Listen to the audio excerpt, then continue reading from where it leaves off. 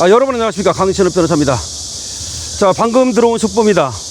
김현태 전 707 단장이 법정 구속됐습니다. 징역 12년을 선고받았는데요. 상당히 중형이라고 할 수가 있겠습니다. 저번에 18년이 구형이 됐는데 선고형도 무겁게 나오지 않나 걱정을 했는데 굉장히 무겁게 나왔습니다. 12년형, 엄청나게 무거운 형이라고밖에 말할 수가 없겠는데요. 오늘 김현태 단장을 응원하러 서울중앙지방법원 앞에 여러 또 우리 우파 시민들이 모여가지고 응원을 했습니다만은 그 응원도 지금 무사히 가게 이렇게 징역 12년을 선고받고 말았습니다.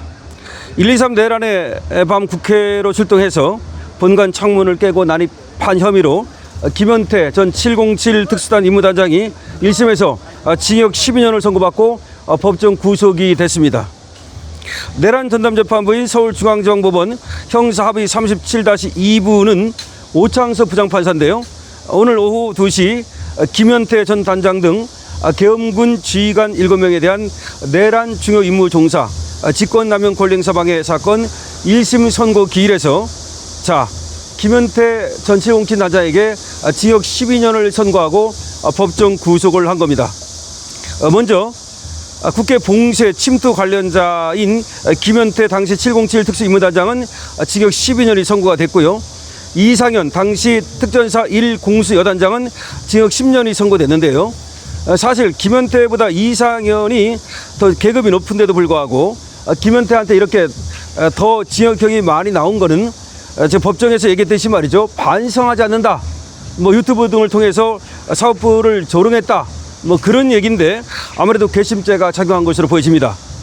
그리고 반국가 세력 협동체포조 관련자라고 해서 김대우 당시 방첩사 단장은 징역 5년을 선고받았고요. 그리고 박건수 당시 국방부 조사본부장은 다행히 무죄를 선고받았습니다.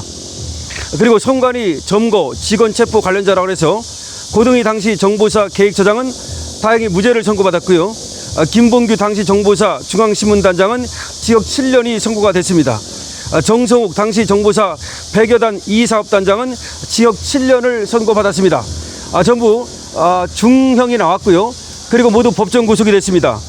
김현태 전 707 단장은 최근 윤석열 전 대통령의 비상계엄 선포를 옹호하는 극우 인사라고 저들이 지금 얘기하고 있습니다. 김현태 전 단장이 6.3 지방선거와 함께 치러진 국회의원 보궐선거에 출마를 했는데요. 그때 이재명 전 지역구의 인천 계양을에 출마하지 않았습니까? 그리고 또 지난 5월 8일 서울 중구 코리아나 호텔에서 전한길 강사와 함께 출마 기자회견을 열고 이재명 정권을 무너뜨리겠다고 포효했는데요. 이런 것들이 모두 괘씸죄로 작용한 것으로 보입니다.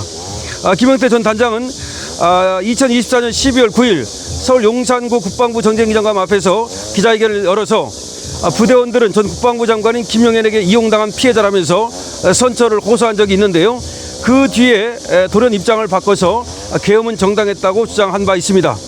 그러니까 처음에는 말이죠. 김현태 전 단장도 계엄이 처음 발령되고 나서는 말이죠. 오히려 그 원망을 하는 김용현을 원망하는 자세를 취한 적이 있었습니다. 그러다가 이제 진실을 모두 깨달았는지 계몽됐는지 김현태 전 단장이 스탠스를 바꿨죠. 그리고 계엄은 정당하다고 말하면서 전한길 강사와 함께 이재명 정권 타도에 나섰고 그런 일환으로 계양 을에 국회의원 출마까지 했습니다. 그리고 유튜브 방송을 전한길 강사와 함께 아니면 단독으로 해왔는데요. 그런데 오늘 재판부는 말이죠.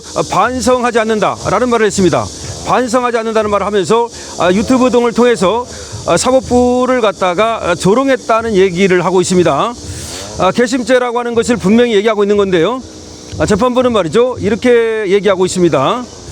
피고인들은 국가안전보장이라는 신성한 의무를 저버린 채 국가 국민을 위해 사용돼야 할 군사력을 개인과 특정 세력 이익을 위해 사용했다라고 얘기하고 있고요.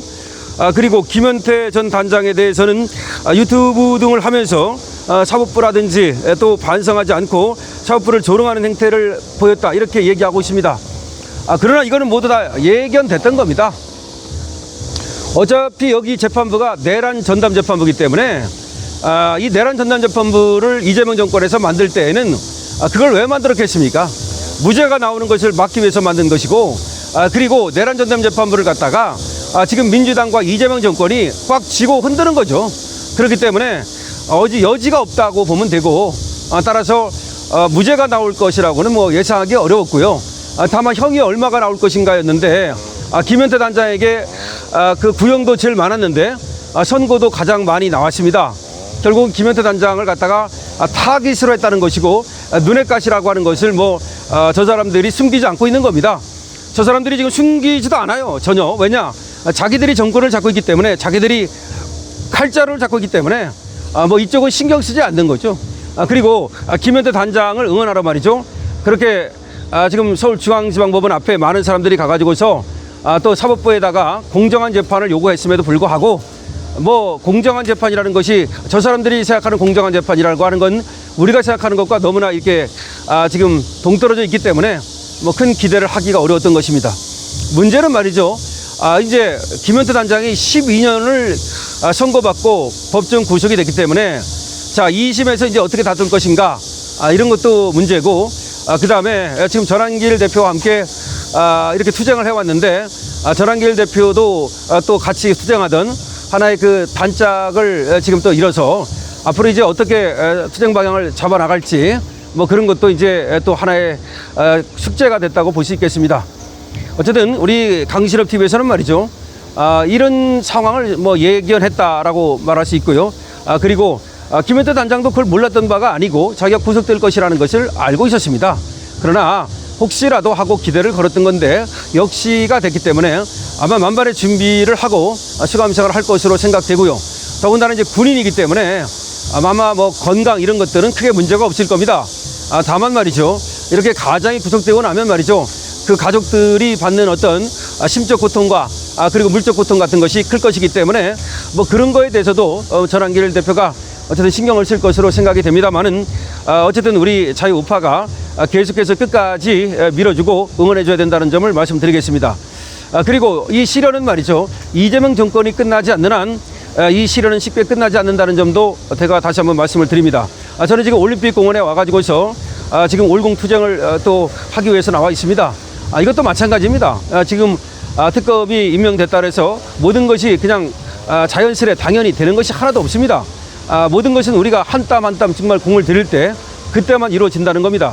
저희들은 계속해서 말이죠, 이 내란 세력이라고 하는 프레임을 씌워가지고 우리 자유우파를 갖다가 어떻게든지 짓밟으려 하고 있기 때문에 우리가 말이죠, 목숨을 걸고 정말 모든 것을 걸고 투쟁하지 않으면 아무것도 이룰 수 없다. 다만 저들에 의해서 그냥 하나하나 그냥 쓰러지고 말 것이다 라고 하는 겁니다. 지금 김현태 단장이 저들에 의해서 지금 또 짓밟히고 있습니다. 그러나 김현태 단장 본인도 그렇고 그리고 그 주변 사람들도 그렇고 쓰러지지 말고 계속해서 옥중 투쟁도 하고 그리고 바깥에서 더 가열찬 투쟁을 해야 된다는 점을 말씀드리겠습니다. 김현태 단장이 법정 구속됐습니다. 징역 12년을 선고받았습니다. 강신업 TV입니다.